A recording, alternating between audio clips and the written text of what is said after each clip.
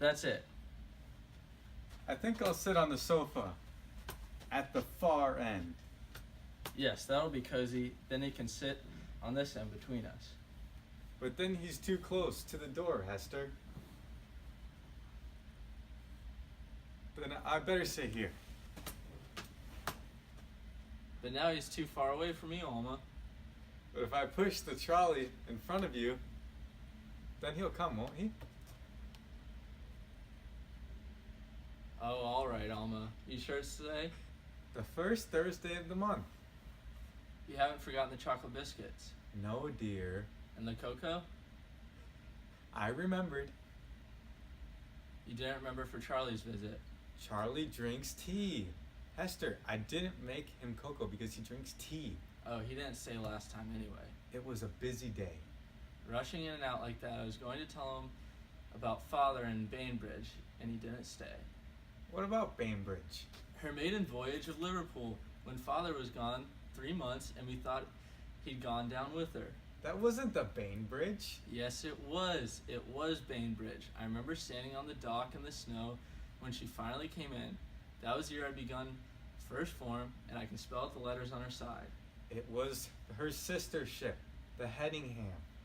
The Bainbridge. You were too young to remember. Let's see, the year was... Mother often told the story. It was the Headingham and her engine was broken down off the Cape Wrath beyond the Hebrides. It was 1902, and you were just 4 years old. The Headingham, she limped into the port on January the 5th. January the 4th, just after 9 in the morning, we stood in the snow and watched the Bainbridge nudge the pier. I cried tears and they froze on my cheeks. The Headingham. Alma, Mother didn't cry. You know, I don't think she ever cried. My memory of names and places is so sharp that I don't confuse them as some others I could mention, but sometimes I can't remember the things like how people reacted. But I remember that day. There were tears frozen on my cheeks, but Mother didn't cry. She said he didn't offer a word of explanation, just marched home beside her. He never did say much. Is he coming yet? No, can't be much longer though. It's 4:30. Perhaps you better bring the tea in. Then it'll seem natural. Yes, dear, I know. Everything's ready.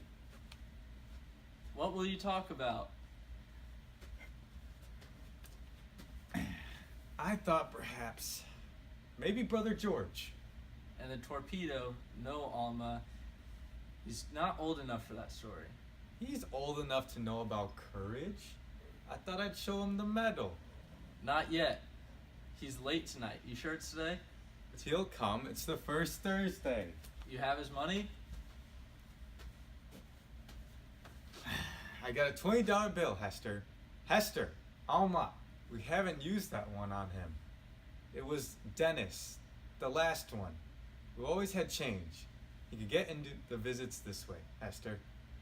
Maybe Dennis warned him to carry a change for 20. It seemed worth the try. The Bainbridge, maybe. Or maybe I'll tell him about the day the Great War ended. Remember, Alma? All the noise, the paper, the streamers? And Father sitting silent in the chair. It wasn't the same for him with George gone. Is he coming yet? No, dear, maybe he stopped to talk somewhere.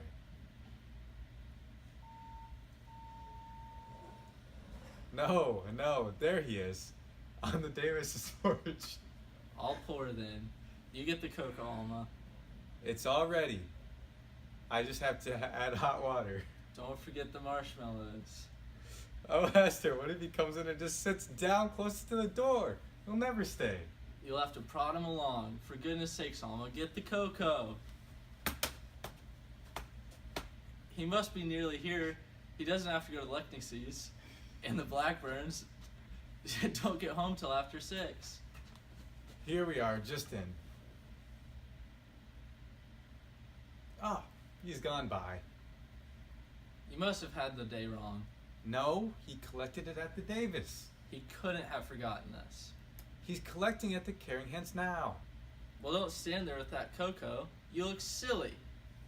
Here's your tea. I think I'll save that story for the meter man. The Headingham? The Bainbridge. They don't have the meters for 2 more weeks.